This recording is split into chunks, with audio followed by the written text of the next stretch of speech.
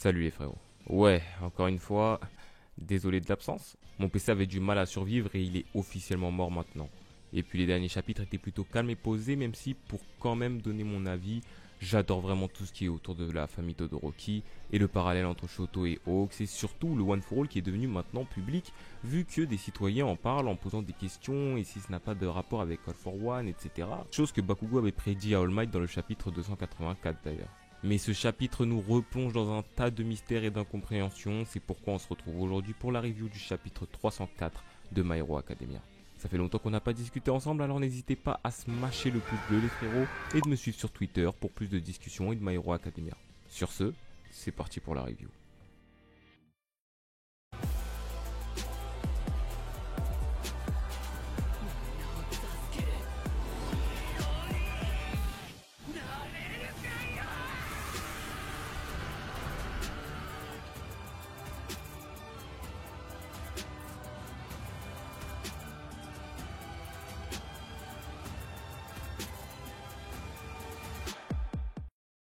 Bon, si jamais vous n'avez pas suivi pendant mon absence aussi, après donc le carnage laissé par les vilains, All for One a attaqué plusieurs prisons, libérant des vilains déjà connus de nous, lecteurs, et parmi eux, Kaishisaki et Stein.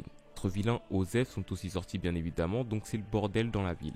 3 jours après cet événement, Bakugo et Endeavor sont enfin réveillés, mais pas Izuku. All Might le sent, Izuku doit être en contact avec les anciens possesseurs du One. Effectivement, Izuku semble prendre conscience seulement maintenant, se demandant d'abord où se trouvent tous les héros qui ont combattu à ses côtés. Il se réveille soudain dans une salle où tous les anciens possesseurs du One for All l'attendent pour une discussion. D'ailleurs, la façon dont la salle est brisée et tient seulement dans un espace vide, ça me rappelle un peu Shigaraki quand il a vu sa famille, etc. et qu'il a vraiment décidé de rejoindre All for One. Seulement le deuxième et le troisième possesseur du One for All ne sont pas assis autour d'Izuku.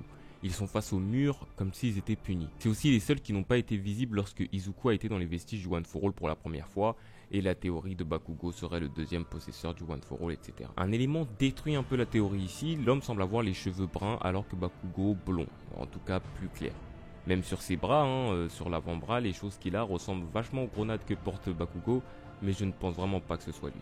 Le premier utilisateur du One for All informe Izuku qu'auparavant il ne pouvait rentrer en contact avec lui que lorsqu'il était perturbé. Cependant, étant donné que le One for All a vu sa puissance augmenter énormément, les anciens possesseurs du One for All ont pu se retrouver et par la suite, quand All for One est entré dans le vestige, il est devenu plus facile pour eux de rentrer en contact avec Izuku. Pas complet dans ce monde, ne peut pas vraiment leur répondre, mais peut émettre des sons qui sont compréhensibles pour eux, et autant pour nous. C'est le quatrième utilisateur du One for All, Shinomori Akage, qui parlera à Izuku. Ce dernier est l'ancien possesseur de l'alter de détection, permettant à Izuku de sentir les attaques ennemies arriver, comme le Spider Sense. Arrivant jusqu'à demander à Izuku s'il sait à quel âge il est mort et s'il connaissait la cause. Izuku savait à quel âge il était mort, mais ne savait pas la cause. Rappelez-vous, dans le chapitre 275, Izuku avait pu constater grâce aux notes d'All Might que tous les anciens possesseurs du One for All étaient morts jeunes. Sur 2 cases, Horikoshi nous montre le cahier de notes d'All Might, avec des phrases raturées.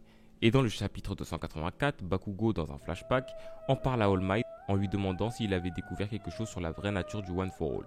Ce à quoi All Might avait répondu qu'il n'était sûr de rien, n'ayant pas de preuves. Le quatrième utilisateur nous informe alors qu'il est mort de vieillesse. Il est pourtant celui qui a porté le One for All le plus longtemps, sans compter Toshinori Yagi, All Might. Alors pourquoi ? Le quatrième utilisateur du One for All savait que combattre All for One était inutile le concernant.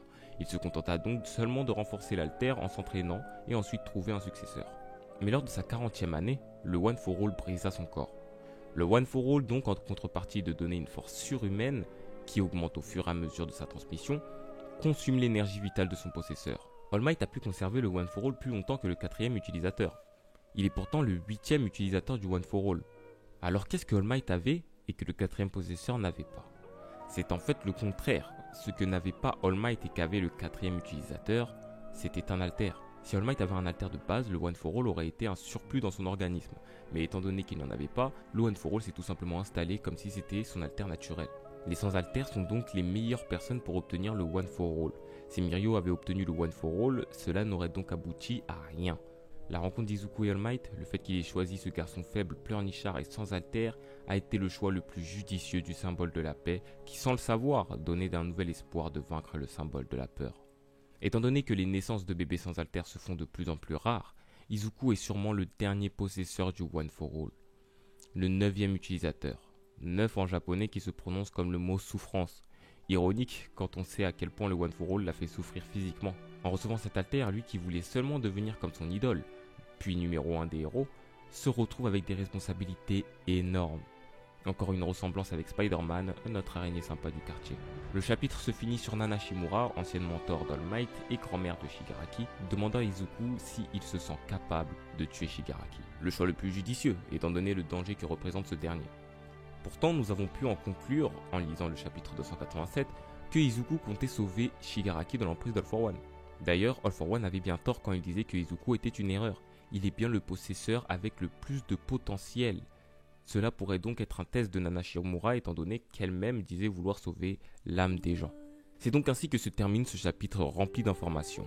Le genre de chapitre que j'aime quand on finit un arc aussi intense. N'hésitez pas à me dire en commentaire et sur Twitter vos avis par rapport à ce chapitre ainsi que vos prédictions sur la suite de My Hero Academia. La saison 5 va bientôt être entamée, donc du coup je pense sortir une petite vidéo pour vous rappeler un peu les événements de la saison 4. Sur ce les frérots, on se capte plus tard. Ciao.